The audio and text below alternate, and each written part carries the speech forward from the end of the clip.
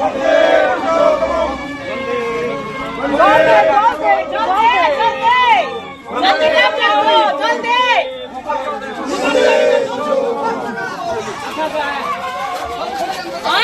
মাকে থাকিস ৰকি খবৰ ভালো ৰে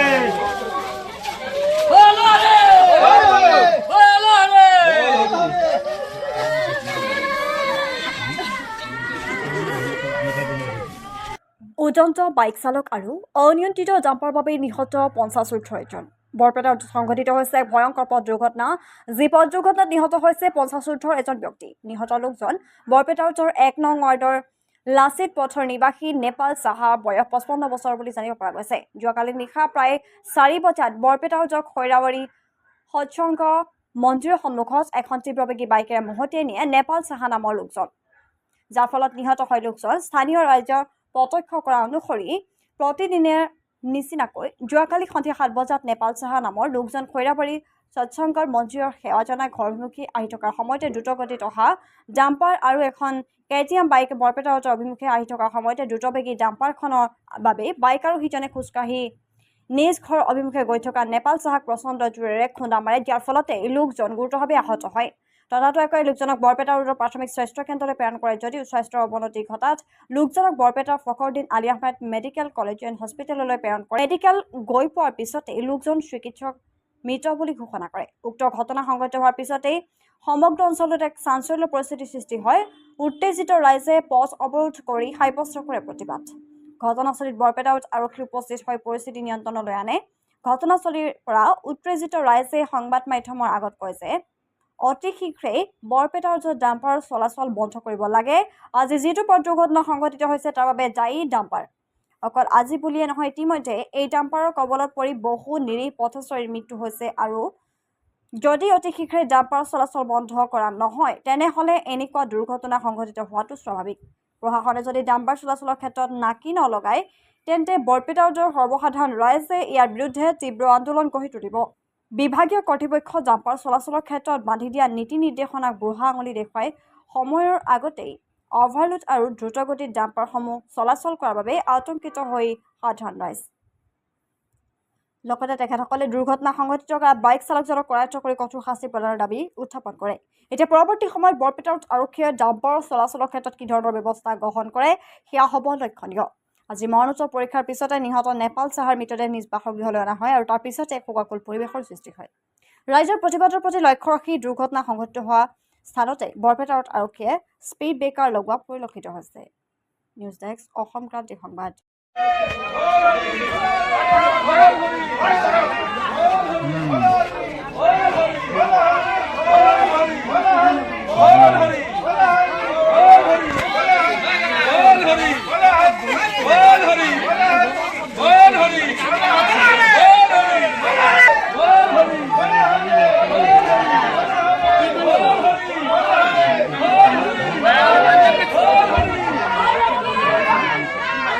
আজি বহুত একটা দুখৰ খবৰ, যিহেতু আমাৰ গাঁৱৰটো আমাৰ অনুকূল মন্দিৰত সন্ধিয়া মোটামুটি ৭টামান বজাত আহিব খুজিছিল সেৱা কৰাৰ কাৰণে।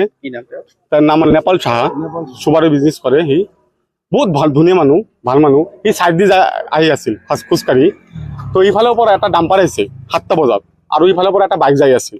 বাইক যাওঁতে বাইকটো ডাম্পাৰৰ কাৰণে চাইড দি গৈছে, ইয়াক খুন্দাই গৈছে। খুন্দা যোৱাৰ পিছত সি পৰি গৈছে। বাইকখন খুন্দাইছে, ডাম্পাৰে খুন্দা নাই, কিন্তু ডাম্পাৰ 80% ই আছে। কিয় কাৰণে ৭টা বজাত কিয় ডাম্পাৰ আহিব লাগে? আৰু যিহেতু আমাৰ নিয়ম কৰিছে ৮টা বজাত যাৰে ডাম্পাৰ হওক, এইটো কথা নহয়। আৰু ডাম্পাৰটো আমাৰ একচুৱেলি যি ডাম্পাৰে চলাই আছে বিৰাট অসুবিধা কৰি আছে। ৰাতি যিটো স্পীডত যায় ৪০ৰ পৰা ৬০ যাব লাগে, কিন্তু টাউন 100 ডাম্পাৰে যায়। পৌৰসভাতো কওঁ আৰু যিবিলাক চৰকাৰকো কওঁ, আমি এইটো কথা নাই যে মানুহ মৰি আমি কি নকৰিলে হ'ব। মানুহ মৰিব নালাগে। আজি যাৰ ঘৰত মানুহ ঢুকাইছে সিয়ে গম পাই আছে কেনে লাগি আছে তাৰ।